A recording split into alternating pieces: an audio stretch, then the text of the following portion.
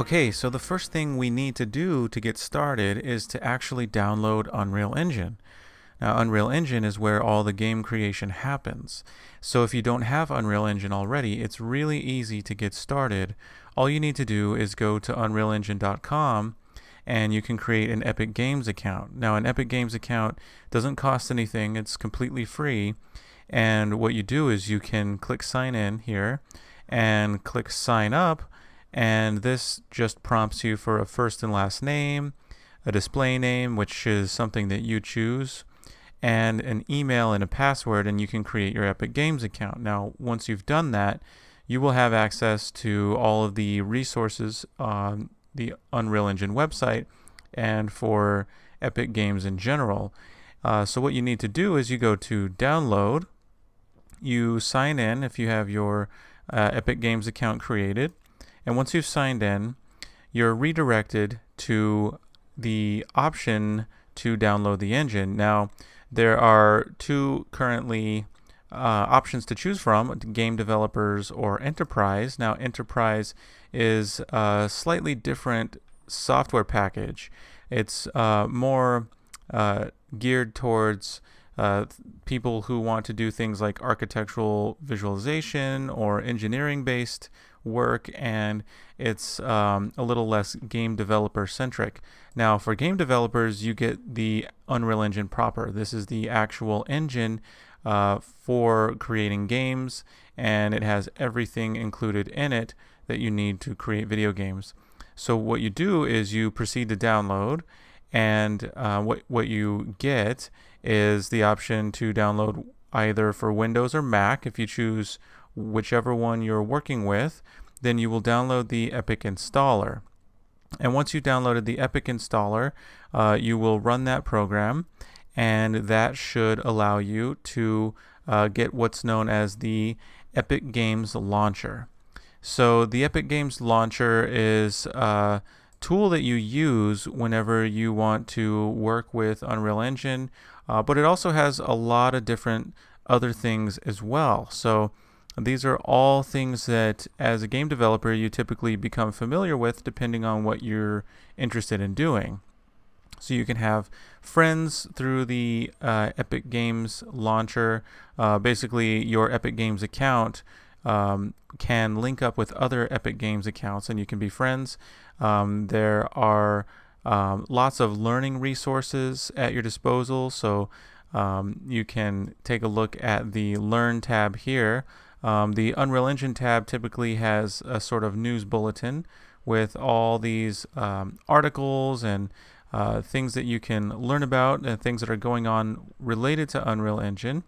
And the Marketplace is a resource for you to get assets for game development. So if you need things like environments or things like effects, these are special effects, it looks like here, or other templates. People have actually created some programming functionality that you can then get from the Marketplace. Now, some of these cost money, some of them are free.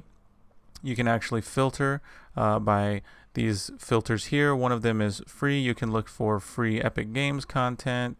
Sometimes things are free for the month as a sort of promotional thing. So this is where you can download things that you can use in your game. Assets specifically. So when you hear game asset, that term means something you can use in a video game, whether it's mesh, like this character here, it's a mesh. It could refer to a animation. So an animation is an asset that is basically associated with particular meshes. Special effects, things like materials, things like sounds, all of these things are assets, and they can be used in your game. So that's something to take a look at later on when you have the time to check out these assets on the Marketplace and see if you see anything you're interested in for making your games. But what we're really interested in at the moment is the Library tab, and this is where your Unreal Engine projects show up. So once you've created a project in Unreal Engine, it will show up typically here in My Projects, and above that you'll see engine versions. Now, if you haven't downloaded Unreal Engine yet, what you need to do is download a version of Unreal Engine. Now here you will be presented with a choice. If you click on the plus here, you'll get this tab that pops up, and you'll have a drop down next to the version number, and the versions range from all the way back to down in the low 4s to all the way up to the at the time of this video 4.21, and I believe 4.22 is available as well. I have version 4.22.1. Now, some versions, especially if they're still new, if they've just come out, they can sometimes be prone to bugs because all of these new features have been added, and so bugs pop up and they're fixed all the time, but it can be sometimes difficult to work with the newest version if there are still bugs that need to be ironed out. So it's typically a good idea to work with a version or two below the latest version, and there has been a bit of a problem or two with 4.20, so I would encourage you to stay away from 4.20, but for the purposes of this video, I'm going to go ahead and use 4.22. And while this is the latest version, and I just said to be wary of the latest versions, 4.22 seems pretty stable. Hopefully we won't run into any bugs. I don't foresee any bugs for this series, but if we do, we will address them as we need to. But in general, if you stay a couple of versions away from the latest, you will be pretty safe. 4.19 is a pretty stable version. I haven't really seen too many bugs with that one. But choose the version that you feel like installing, and you can reap the benefits of the new features that have been added to those latest versions. So in my case, I'm going to use 4.22.1, and once you've downloaded the engine, it's going to take quite some time. It's quite a big download. Then you'll have the option to launch the engine, and once you do that, if you click on launch, then you will see the launch menu, which will pop up here in a second. Okay, so you'll see this Unreal Editor, and down here at the bottom left, you'll see initializing with a percentage. So this is where you get to see how much of the editor has been loaded at the time.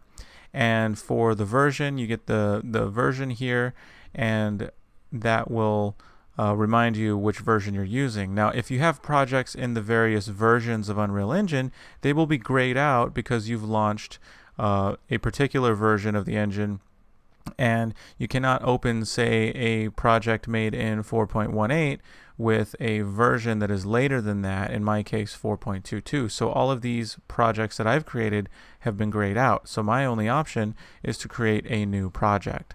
So if I click on the New Project tab, you'll see that we have a couple of options here. We have a Blueprint tab and a C++ tab. Now the C++ tab is what you would choose if you want to create a project using C++ code.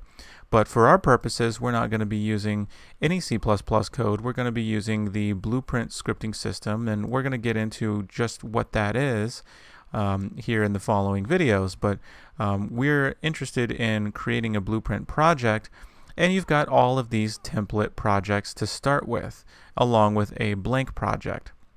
Now you may be wondering, what is a template project?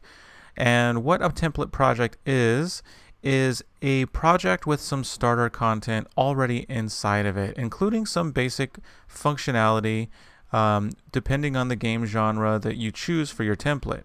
For example, you've got this first-person template which starts you off kind of like a first-person shooter. You've got a pair of arms, and you've got a weapon that you can use to shoot things with. The flying template starts you off in some sort of hovercraft, and you can fly it around the world. And these are designed to help you to just have something to start with when you're creating your first project, and take a look at its functionality and see how it was programmed, basically. And so for this tutorial series, I think it will be appropriate to start off with the rolling template, because the rolling template is more of a casual game style template. It's basically a ball, looks sort of like a beach ball, And you have the ability to roll this ball around in the world and knock into things. I've got some physics simulation going on here with these boxes. And you can knock the boxes over and, move this ball around in the world. And you can see there's a bit of a description here. If you are interested, go ahead and read that. But this is the first thing that I would like us to download and to work with for the engine. So what we're going to do is we're going to come down here, and you'll see that depending on the platform you're developing for, whether it's a desktop or a console, which is something like a Xbox or PlayStation, you can select the desktop console, or you can select mobile tablet, and this is optimized more for mobile devices. Since we're just learning here and we're going to be working primarily with our computer while we're developing, I'm going to choose desktop console for this, although at this point it's not very important which one you choose. You should be able to choose either one.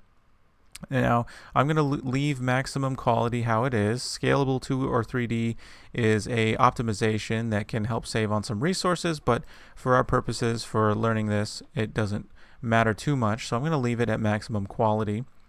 And this with starter content, if you select this, you can choose not to have anything extra in there. But if you choose with starter content, you will get some extra assets and some props and things that you can use to work with while designing your game. And I would like to start this with starter content just because we're going to really enjoy using some of these extra assets that will come along with this. So let's go ahead and choose starter content. Now, for the folder, this is where it's important to decide where you want your projects to stay on your computer. Now, you could have it in this default path that it chooses for you, but you can choose the triple dots here and choose a spot where you would like your project to be. For example, if you have like a spare hard drive, like a terabyte drive or 2 or 3 terabyte drive, for things that are big, like many gigabytes large in memory, you can choose that. So I have a secondary hard drive here, and this is where I like to keep my Unreal Engine projects. So for this one, I'm going to choose that hard drive, and I'm going to choose a folder that I have called UE4 projects and select that folder, and that way I know where my project will be. And I encourage you to place it in a spot on your computer that is ideal for you. Now, you can name the project almost anything you want. Some names are not valid. For example, you can't start it with a number. But if you want to call it something descriptive of what we're doing, for example, tutorial project or rolling ball project or something like that, you can do so. I'm going to call this one rolling ball, because it's the rolling ball template and we're already going to have some ball rolling functionality. And so this is basically just going to be a project we use to learn some basic skills. And so it's not too important what we call it, but that's what the name I'm going to give it. And I'm going to go ahead and click Create Project. Now this will take a few moments to load the Unreal Engine editor. And while it's doing that, you'll see that just like when we launched Unreal Engine, we've got this little loading screen with some menu items, one of which shows you the percentage loaded. Now, here is Unreal Engine, and down here you may or may not have this output log. I'm going to close it because you probably won't have that open. That's something left over from a previous project. It's a setting. But what you should see is basically the overall layout of the engine. You'll see a whole bunch of things, and we're going to get into what all of these things mean once we start digging in, getting our hands dirty, and actually developing. And so I'm not going to overwhelm you with the definitions of what all of these things are and what they do just yet. We're going to get into that, so don't worry about that. But just take a look. This is Unreal Engine. This is the editor. This is where the game creation happens. So this is basically a package or a suite of software packages that all come together and collectively make up the Unreal Engine. And Unreal Engine has many, many features and many different things that we're going to learn how to use. And just to start off, you'll see right here in the middle of the screen what's known as the viewport. This actually shows you basically a window into the world, into the game that you're creating. And so you'll see that we've already got some pieces of geometry in here and things, and it looks almost like basically a video game already. So that's the purpose of these templates, is to give you something that you can work with. Now, you can actually play the game in Unreal Engine in the editor. As you may have noticed, we have a play button up here. And by the way, hovering over anything in here, just about anything in Unreal Engine, gives you a tooltip that pops up. Some of them are pretty long and very descriptive, and they explain to you just what it is you're hovering over. So if you hover over the play button, you'll see that it says play this level in the active level editor viewport, and the hotkey for this is Alt-P. Now we can actually play this template project right now, right off the bat. If you click play, you'll see that the camera view changes. It's focused on the ball, and you have the mouse cursor, but as soon as you click inside of the viewport, you'll see that now the mouse cursor is gone and we are actually inside the game playing the game. Now you might have noticed also that the ball jumped, and that's programming functionality already in this template project. If you click again, you'll see that the ball will jump again, so that is something built into this project. Now, if you press the arrow keys on your keyboard, you'll see that the ball can actually roll around. So we already have movement functionality. You can also use the W, A, S, and D keys, because a lot of games use the W, A, S, D scheme for programming input for them, and so that's just kind of something that they've built into this project as well. So you can roll around, you can bump the ball into these boxes here, and if you bump hard enough, you can maybe knock them over. Looks like there's some gravity settings and some mass or density for these boxes, and we'll get into how to change all of that stuff in future videos. But just take a second to roll the ball around the level and just notice that you've got the ability to explore around as this little ball. And so this shows you just how easy it is to get started, to create a project that's already working, and basically mess around with it and see just what you can do.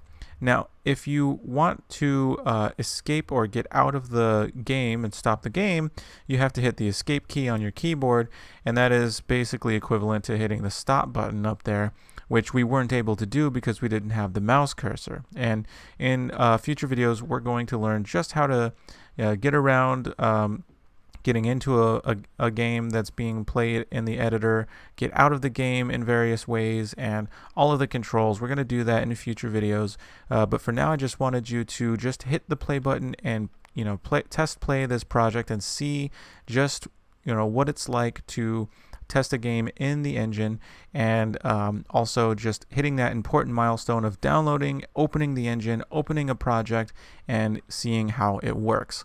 So that will wrap up this video. This is a solid introduction to making games, and you now have the software package necessary to create games, and you've seen just how easy it is just to get started and create a basic project. I know you didn't make this one, but we're going to see just how easy it is to create our projects and create some functionality that's unique to the games that we want to create. So excellent job, and in the next video we're going to continue and start learning a little bit about the controls inside the engine and how to maneuver around, and then we will further then progress our learning into actually making some functionality in our games. So stay tuned, and we will see you in the next video.